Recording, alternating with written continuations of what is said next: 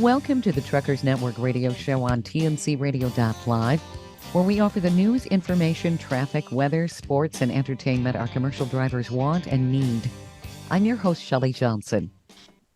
Veterans Day is a day to remember the men and women who have fought and sacrificed for our nation. Many commercial drivers are veterans. Today, we're remembering all of our veterans on Veterans Day.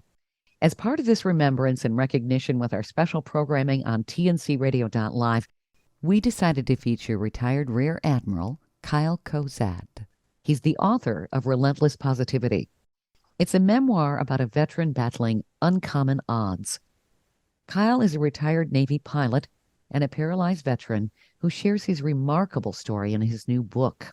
Kyle has had a distinguished military career. He rose to the ranks of Senior Naval Two-Star Admiral and has been an outstanding example of the best our military and Navy has to offer. Kyle was a Navy pilot and pilot instructor. Kyle became the 19th commander of the Naval Education and Training Command in 2017. During his service with the Navy, he suffered a service-related spinal cord injury while on active duty. His inspirational book tells how he bounced back with an overarching motivation to give back and make a positive difference for others. Kyle's now president and CEO of the Naval Aviation Museum Foundation, so his wonderful career continues. Welcome, Kyle. Thank you for being on the show, and thank you for your distinguished service to our nation. Well, Shelley, thanks so much. It's an honor to be here today and join your team from Pensacola, Florida. And I'd like to start by, paying my respects to each one of your listeners who have worn the uniform and wish them Happy Veterans Day, thanking them for their service. And they appreciate that. Thank you so much. I thought I would start with you giving more details about your background. You've got a marvelous history. You've been an example to so many people. You earned a Bachelor of Science in Oceanography and Physics and a Master of Science in National Resource Management. You graduated with distinction from the National Defense University's Eisenhower School. That was formerly the Industrial College of the Armed Forces. You've done so many things, and I wanted to cover some of this before we go into your book. That sounds great. So really, I was what I consider an unlikely sailor. I went to high school in Las Vegas, Nevada. Really had spent no time on the East Coast or the West Coast around the ocean. But two things really got me interested in service and, specifically the Naval Academy. I played basketball, so I was recruited and that ended up, getting my admission process streamlined. And I was accepted and accepted my appointment in 1981. But also we had a neighbor who was an employee of United Airlines, and he took me flying one day. And, just like most other kids, it just took, 5 minutes in an airplane before I had the bug. And so, from, I guess, my sophomore year in high school, I knew that, I wanted to fly airplanes. And the more and more I researched, I knew I wanted to fly Navy airplanes.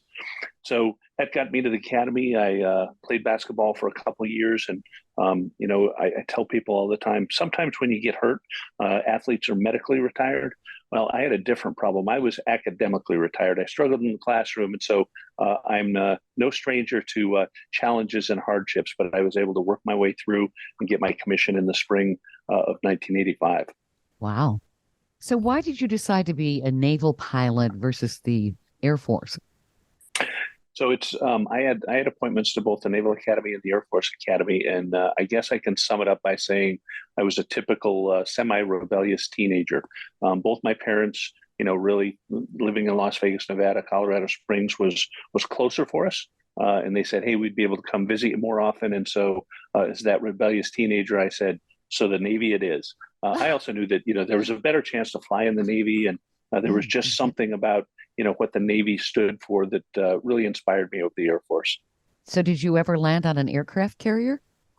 So I have not piloted. I was land-based. I'm 6'5", and so I was land-based my entire career. I've been on a carrier. I was a flight deck officer, catapult and resting gear officer. So I was down there and got to do some incredible things and see some of the hardest working people in the world on the flight deck of an aircraft carrier. So I've had lots of neat experiences in my 35 years.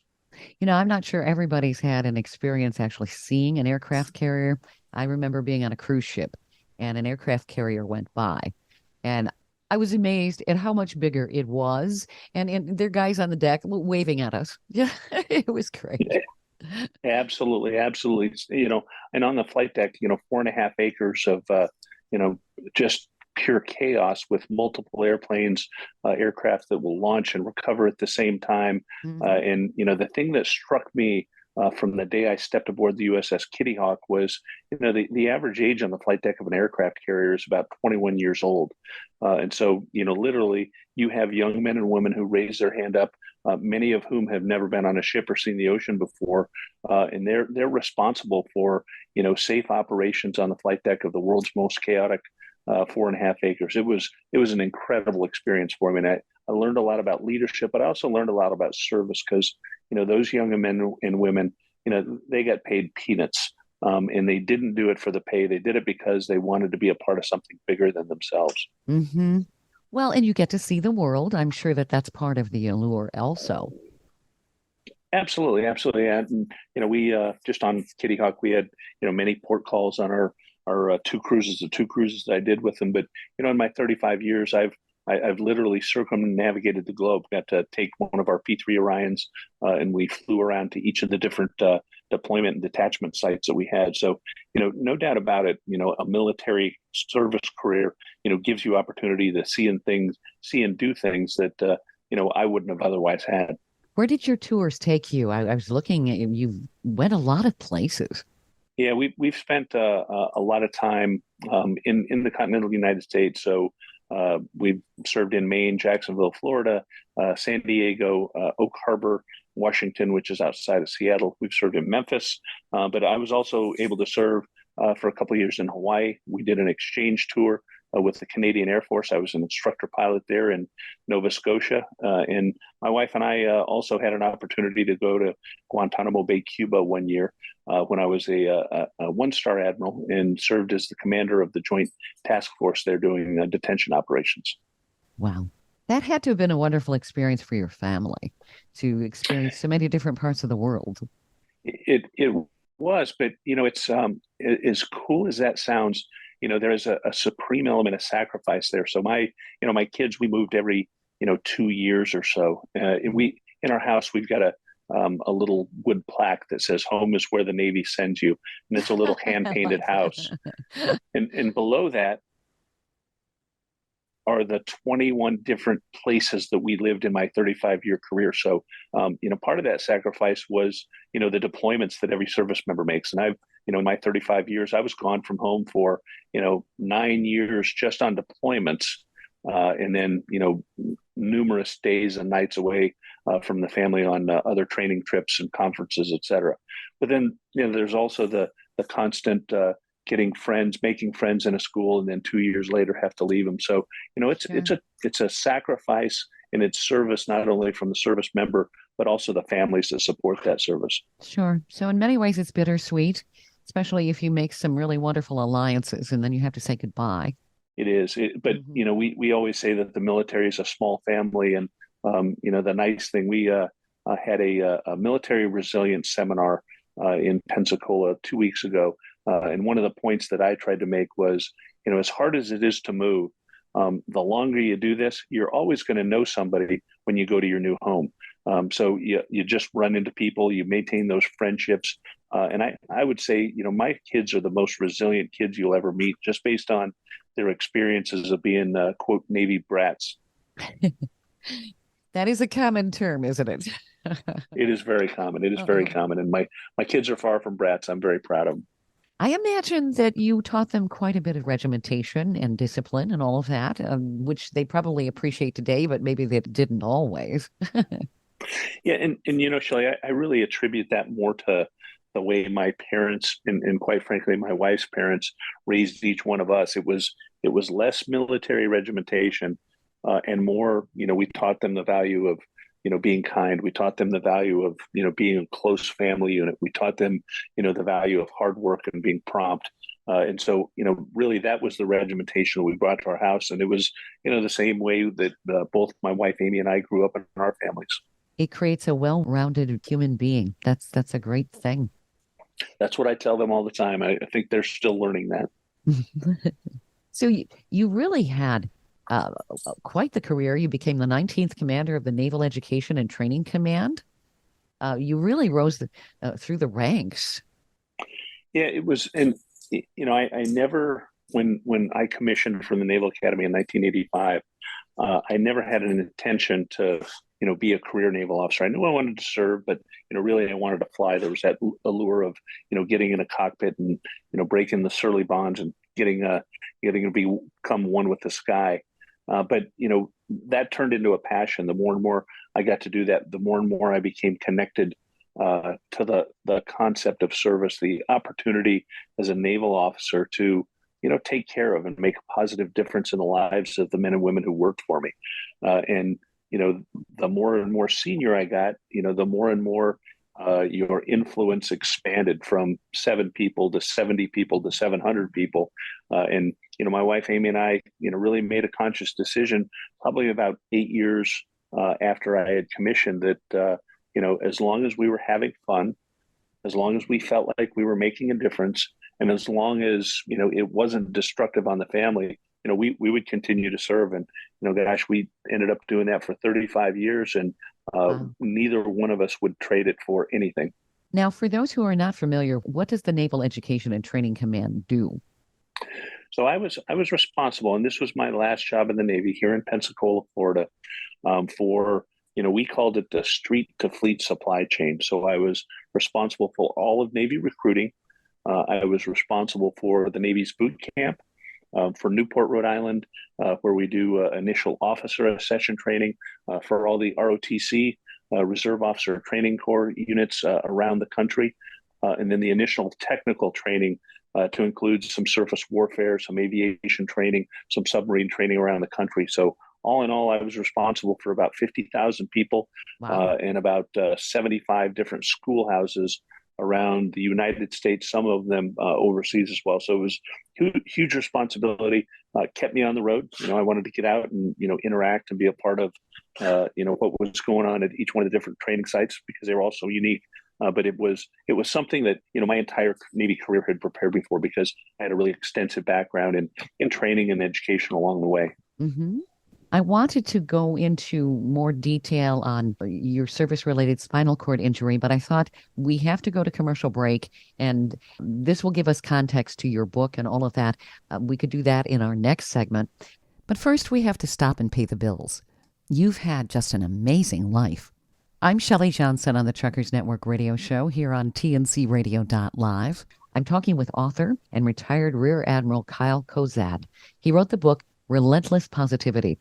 Be sure to stay tuned for more coming up right here on TNCRadio.live. The trucking industry keeps America running thanks to the 3.36 million professional truck drivers who deliver everyday goods to 80% of American communities who rely on trucking for that last mile. The industry represents a diverse group with nearly half of drivers at 42% as minorities. Trucking Moves America Forward, or TMAF, educates the public on the essentiality of trucking by telling the story of trucking and its positive impact on our economy, communities, and lives. Learn how you can join the industry movement by visiting truckingmovesamerica.com.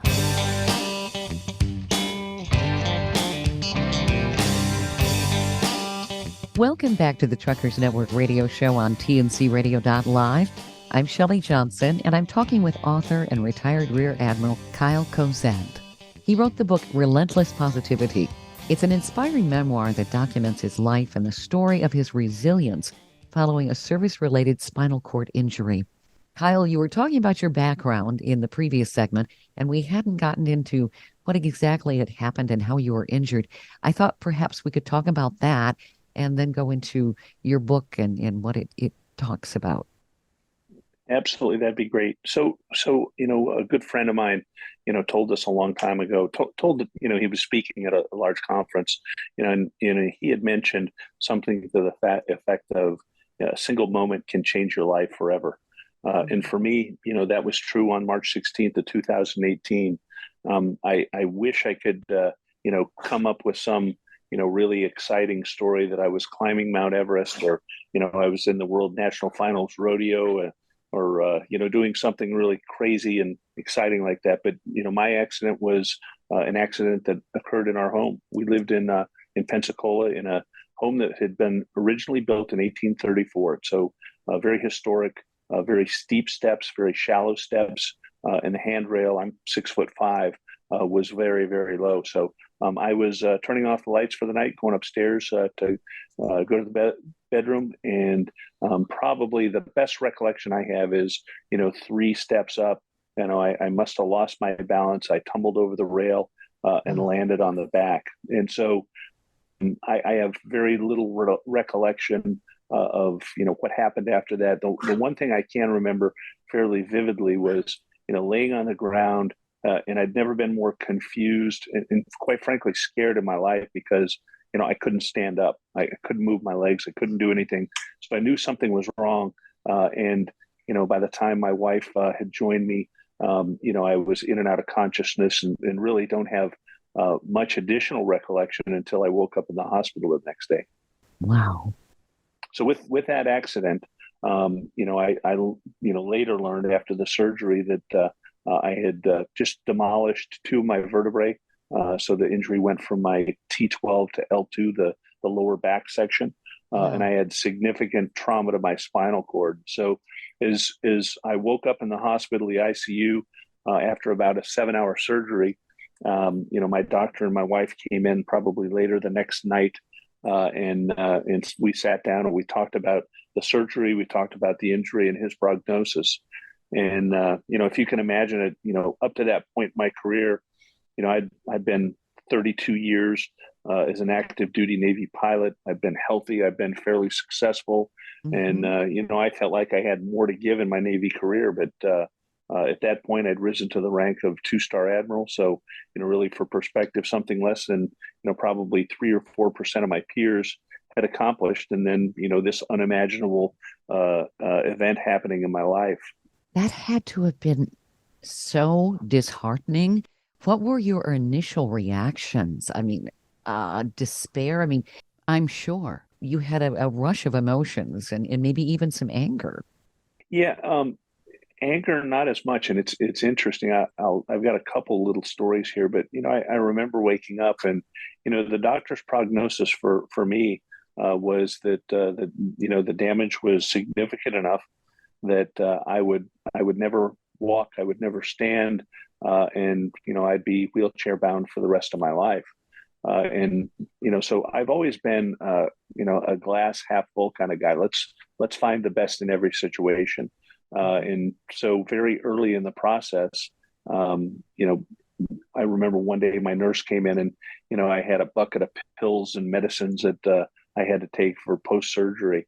And as she's going through and telling me what each one were, one of the pills was an antidepressant. And I said, well, that doesn't make sense. I've, got a back injury. I'm recovering from major surgery, but she told me that it's not uncommon for folks, like you say, to go into deep despair, go into very dark places after a life-changing injury like this and getting the news that, literally will change your life for the rest of your living days. Mm-hmm. And, that's when I really realized that was a trigger for me, that I had a decision to make. I could lay in bed, I could lay in the hospital, I could go home and lay around for the next whoever knows how many years and have self-pity. I could dwell on the question of why me, why did it happen to me, or I could take this and charge in and fight the battle of my life to find what's that new purpose in front of me and what's that new normal look like. And that's exactly what my wife and I chose to do, is move beyond the pity, move beyond the the woe was me stage, and really work to try to, number one, prove the doctor wrong, but number two, find a purpose that may help others who are going through the same thing. And that's so needed. There's so many veterans who come back with injuries that are debilitating, life-changing, and they don't know where to turn. And this sort of message gives them some strength. And they don't always have people that they can talk to who can relate to these things either. Yeah, it's interesting. I learned that very, very quickly. So I did about 8 days in ICU, and then I checked in to West Florida Hospital here in Pensacola for about 7 weeks of very, very thorough physical therapy and occupational therapy. And as I walked people, so in this clinic, and I stayed in a hospital bed. Nurses attended to me around the clock, and I got to enjoy hospital food for the next 7 weeks. Oh, But yum. yeah, I will. That was probably the worst thing about my injury was hospital food. But I could see people, and there was a distinct difference in folks who had a support network and those who didn't necessarily have a support network. I was very fortunate. My wife Amy, came in every day and just watched each physical therapy session. She became my nurse. She became my cheerleader. She'd kick me in my bottom when I needed to kind of step up. And so, I really credit her a great deal of that. But, in West Florida Hospital, you could see the physical problems that people have. You could see those injuries, but not everybody who comes back from the battlefield has a visible injury. Sometimes they're invisible. And Hmm.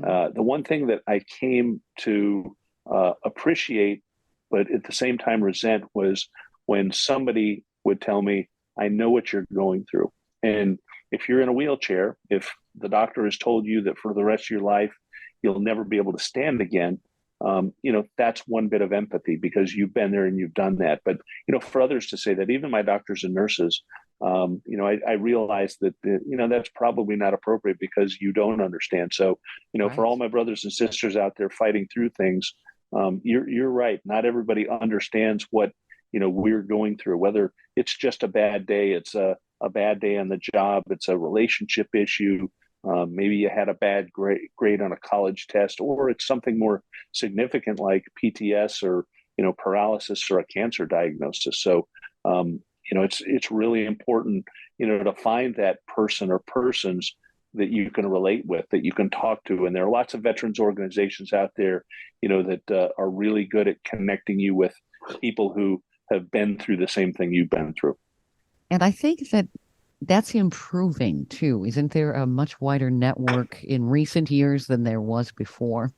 It absolutely is. I mean, just through my recovery, I've run across lots of different people that they focus on physical disabilities, and they'll take veterans fishing, they'll take veterans to do lots of other things. And as a wheelchair user, I never thought I'd get to go fishing again. I never thought I'd get to hike around the lake or ride a horse, but I've been able to do all those things, and there are veterans organizations that do that. There are also veterans organizations that focus on people with post-traumatic stress, and they offer retreats at their own expense. They're Mhm. nonprofits, and again, it allows you to create, instead of sitting alone and suffering in silence because others don't know what you're going through, they don't understand that. It allows you to create a network where you do have folks that you can turn to. And I learned really quickly as a career Navy pilot.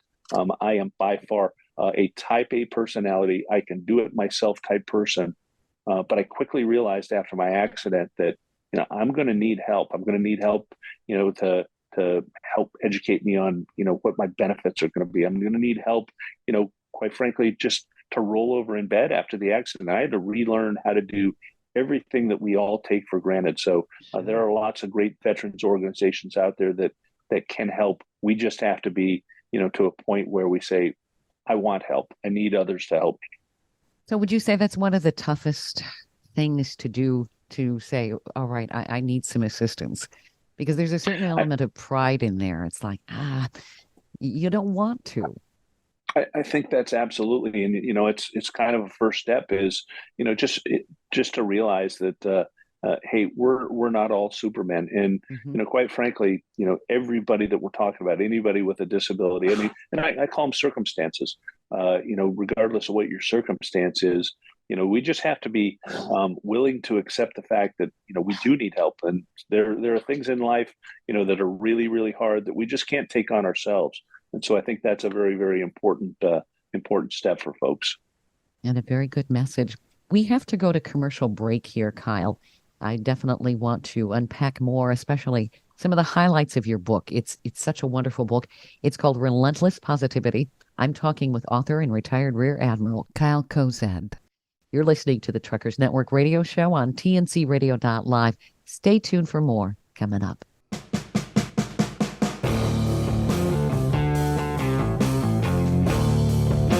TNCRadio.live is proud to carry the Steve Summers Overnight Drive Show. TNCRadio.live is dedicated to commercial drivers. We offer the news, traffic, and weather you need, and the entertainment, sports, talk, music, and celebrity interviews you want to hear 24/7. We have original shows and trucker podcasts that feature some of your favorites, like Ice Road Alex Debogorski and America's Truckin' Sweetheart Marcia Campbell. TNCRadio.live is convenient and designed for professional drivers. The best part is we're free, and you can listen anywhere you are on the road. With just one tap, you can tune into Steve Summers and us right on your phone. Simply download our app by going to app.tncradio.live. That's app.tncradio.live.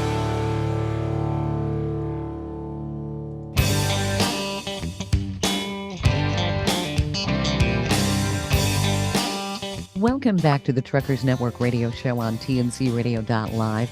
I'm Shelley Johnson, and I'm talking with author and retired Rear Admiral Kyle Kozad. He wrote the book Relentless Positivity, which has an astoundingly inspiring message for people. Your book is such a positive, it has so many positive messages, Kyle. Why did you write this book?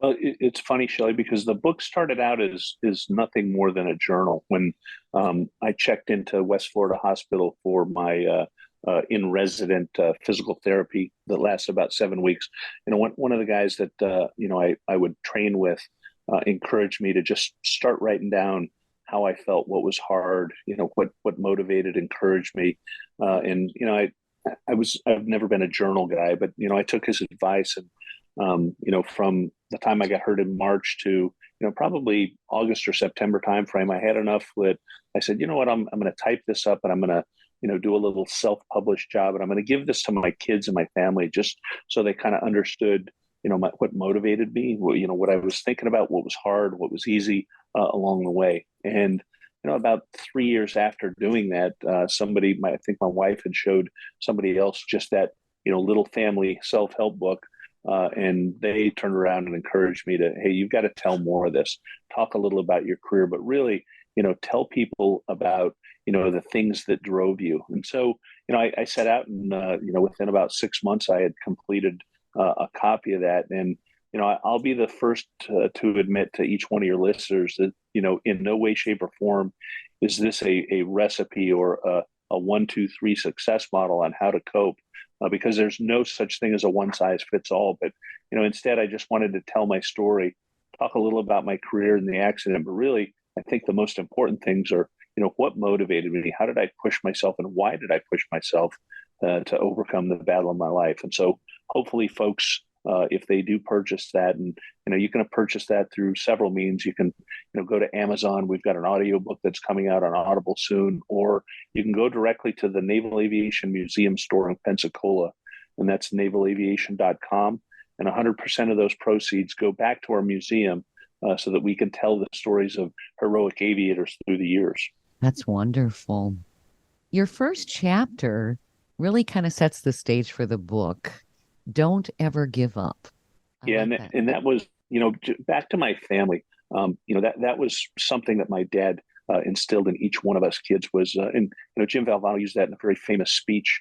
Jim Valvano was the North Carolina State basketball coach who contracted cancer and put up a valiant fight. Years later, my dad would put up that same fight against cancer, and that's always been one of those things that's been inspiring to me is don't ever give up.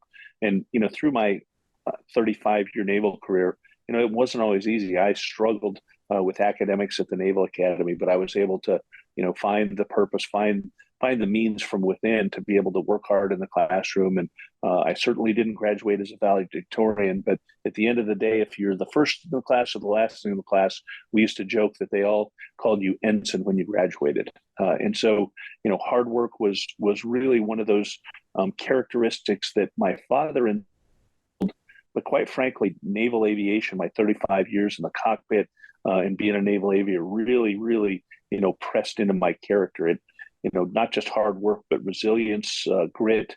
And I joke about it. It's the ability to adapt to a change in your flight plan. And every time you go up fly, something's going to happen where you have to react. You have to do something differently. And that's what my accident was. My accident was a change in my flight plan of life. and I had to figure out, where I was going to make my course change to successfully get back to home base. So would you say that maybe the combination of how you were raised as well as the military training you had, did this help you work through this to rise above it? It actually did. That was the framework, and I had some, I'll talk about some of the things that motivated me, but those were the characteristics and qualities that allowed me to follow my motivators, and that's one of the reasons at the Naval Aviation Museum in Pensacola we have 150 amazingly restored aircraft, and it's so cool, and I invite everybody to come down and visit me and come say hi. But the thing that is the most impressive about our museum, it's the people stories that you hear. It's the stories of naval aviators that, most of them are common people, just like a lot of our veteran listeners today, who chose to follow an uncommon path and do uncommon things in the service of their country. Yesterday, I had an opportunity to meet a gentleman. He's in his late 80s, early 90s. His name is Royce Williams. And if you have a chance, your next rest stop, take a look at Royce Williams and, his career. He was a Korean War veteran who went up one day and, encountered 5 Soviet Union MiG aircraft. And he was engaged. We weren't even at war with the Soviets at the time, but he was engaged. And, through that same courage, resilience, and grit, came away the victor, and he shot down 4 or 5 unconfirmed of the enemy airplane. So, it's heroes like that. And I look back and I take strength from, what they did. And that's why 100% of the proceeds from this book will go back to the museum and allow us the opportunity to continue to tell the American public, stories of heroes like Royce. That's wonderful. What are some highlights from your book? You said you had some stories that our listeners would benefit from. Well, I really, really point out the fact there were a couple of things that really drove my motivation. And, some of them were personal. Some of them, may have sounded crazy at the time. Certainly my faith was one thing that I leaned on heavily, but, almost also the family support structure. And, this gets back to, when, I was a young boy, we would have dinner with the family every night. So, the support I received from the family was so, so important for me. I have a son who's also a naval aviator. He's a helicopter pilot. He was stationed in Jacksonville, Florida at the time of my accident. And he was ready to leave on his very first deployment. So, for the listeners who don't know, he was going to go away on a ship for, 7.5 months, fly his helicopter, and then come home. And typically, while you're on a deployment like that, communications are spotty at best at times. And so he came and visited me. I'd just gotten out of ICU. I'd checked into West Florida Hospital for my physical therapy. And, obviously pretty traumatic for the entire family, just seeing, dad go through an injury like this. And he told my wife, he said, "Hey, I'll see if I can delay, if I can join them later, I'll stay and help." And, my wife told him several things. She said, number one, "No, I'm going to take care of your dad. You go do what the Navy needs you to do. Fly your missions, fly them safely." And then she made him a promise. And recall, days earlier, my doctor had told both she and I would never stand, I would never walk again, and I'd never get out of a wheelchair. And she said, "When you get back, your dad's going to walk out to your helicopter and give you the first big hug as you come back from deployment." So, gosh, what more motivation does a person need than to live up to something like that at the time seemed absolutely and utterly impossible. And I'll tell your listeners that through physical therapy, and mind you, I couldn't roll over in bed by myself. So everything that I tried, everything that I did, was like teaching a 2-year-old how to live life again. I had to learn how to stand up, and I was able to fight through that, and I did. I had to learn how to with a walker, they'd lift me out of my wheelchair. I'd stand on a walker, and then try to envision, try to figure out how to kick one leg in front of the other, how to pivot on a hip, how to do things that we all take for granted, and that thing we call walking. And with that, I was able to stand up for the first time. I took my first couple steps, and I had what my wife thought was an extremely weird motivation. I said, we were back in the hospital room at the end of the day, probably the third day I've been at physical therapy. And I said, "You know what I want to do?" She said, "What?" I said, "I want to go back to full duty, and I want to continue to serve Naval Education and Training Command. And she was kind of blown away. She thought, okay, time for another painkiller. I think you need to get some rest tonight. But that became one of those motivators. And for every one of your listeners who have served, whether you served for 3 years or 30 years, the ability to continue to do something for your country, for your shipmates, for your soldiers, whatever that happens to be, that was a really powerful motivator for me. And on this Veterans Day, I'll tell you all that that's why I worked so hard. I wanted to get back in uniform. I wanted to make a difference for other people. Wow. Bravo on all of that. You had a wonderful sense of motivation and your sense of duty. Now, how did all of this work? Are you able to walk now, or? Absolutely. So, through the about 7 weeks of physical therapy that I went through, I got to the point, and the hospital uses the term independence. They wanted to make sure that if I went home, I was independent enough. And independent doesn't mean I'm standing up and doing jumping jacks. Independent means, I can transfer from, a hospital bed into my wheelchair with a small piece of, smooth wood that allows me to slide from one service to another. Means I could shave, I could eat, I could, use them, I could shower, with assistance. And so 7 weeks later, I was able to do that. I'll tell you that, I started slowly.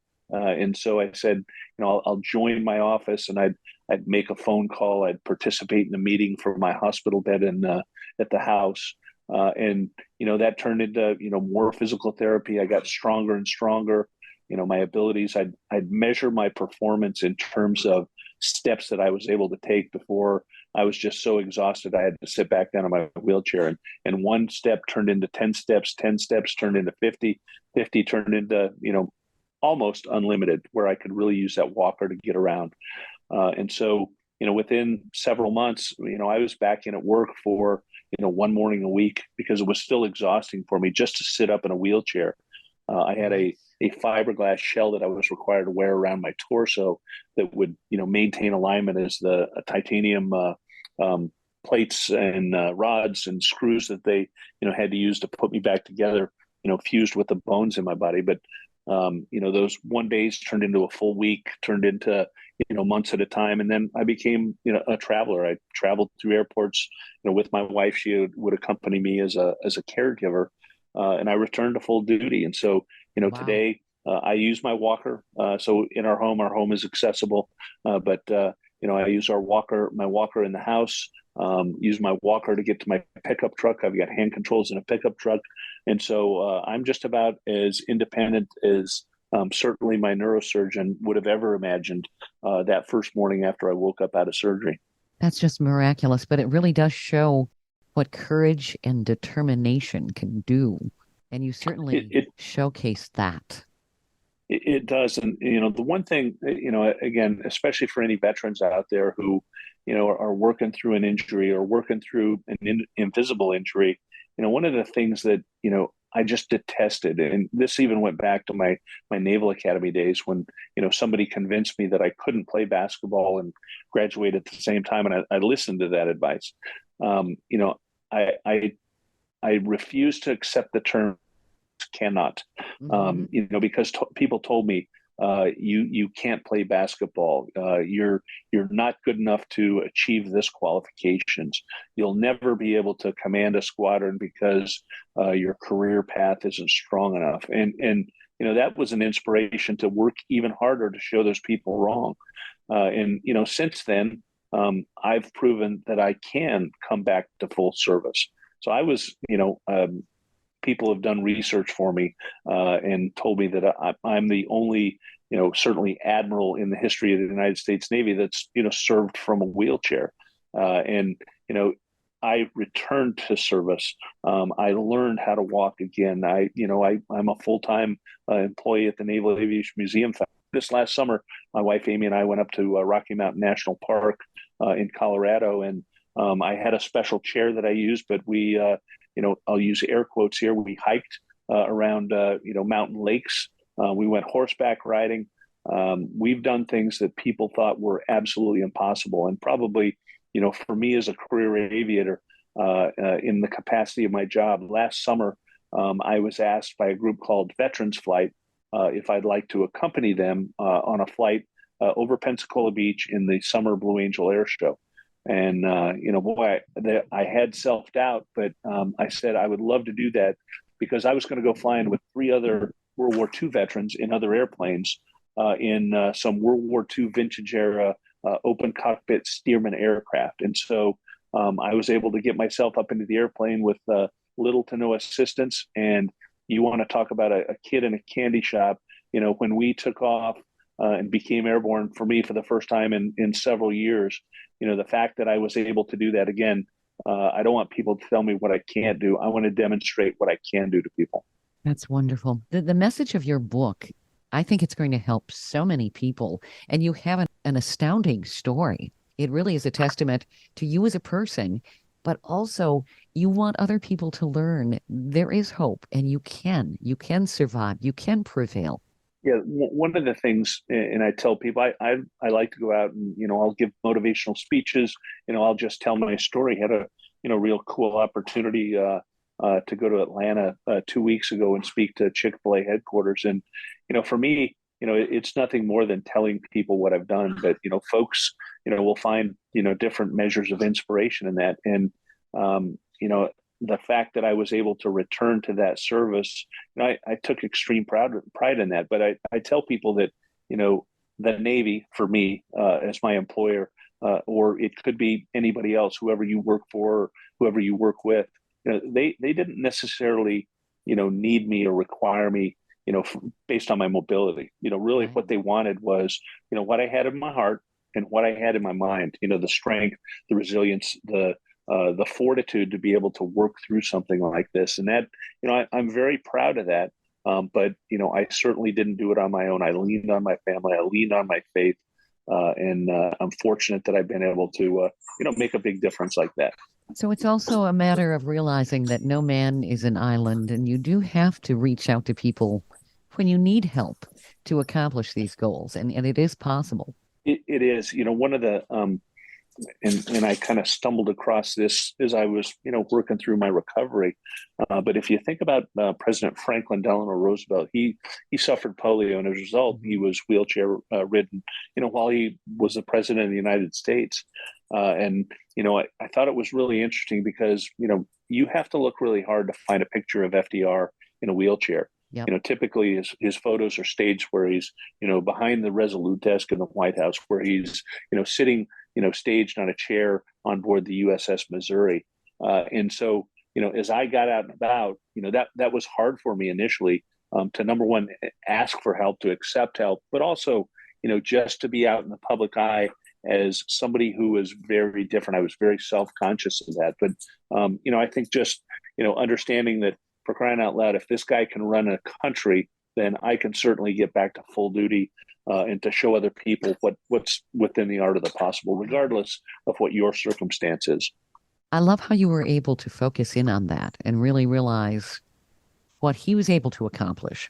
And at that time, I don't think that a person in a wheelchair was accepted as it is today. You're absolutely right. And, you look around today, Governor Greg Abbott of Texas, is a wheelchair user. Mm-hmm. I had a real neat opportunity to talk about naval education and training with Senator Bob Kerrey, now retired, from Nebraska. And, the focus of our call was, on some training initiatives. But Bob Kerrey was a Medal of Honor recipient. He was a Navy SEAL in Vietnam who lost one of his legs. And, we kind of dove into some personal things. And, he talked about his accident, and I talked about mine. And, he told me something that really stuck with me was, after his accident, he was able to do more things, and he was willing to try more things than he'd ever done before when he was able-bodied. And that was another one of those, I guess, inspirations to say that, okay, maybe you'll look a little different, maybe you get around a little differently, but certainly there's nothing that's outside of your reach. So there's always hope, and that's what people really need to hear. Where can people find your book, Kyle? This is just marvelous. Well, thanks, Shelley. So you can go directly to Amazon and you can order the book. Eventually, in the next few weeks, we hope to have an Audible copy of that book that's out. Or you can go to the Naval Aviation Museum store here in Pensacola, and that website is navalaviation.com. If you go to that website, the opportunity to say, yes, I'd like a personalized copy. And I would love nothing more than to sign those copies for each of your readers. If you tell them you're a veteran, if you, share a little of your story, I'd love to include that in my personalization. And at navalaviation.com, 100% of those proceeds will go right back to the Naval Aviation Museum. And again, allow us to tell the American public stories about, those common people who did uncommon things in the service of their country. This is wonderful. I really appreciate you being on the show, Kyle, and your book, Relentless Positivity. People definitely need to check this out. It's got a wonderful message. It's going to help so many people. Thank you again. You've been listening to the Truckers Network radio show here on TNCRadio.live. Be sure to stay tuned for more terrific programming coming up. Thank you for listening to another great interview on TNCRadio.live and the Truckers Network radio show. All of the material you hear on TNCRadio.live, on our website, our broadcasts, or our podcasts are copyrighted. There can be no distribution without the express consent of TNCRadio.live and its partners. For inquiries, write us at info@tncradio.live. And don't forget to subscribe to the podcast of the Truckers Network radio show.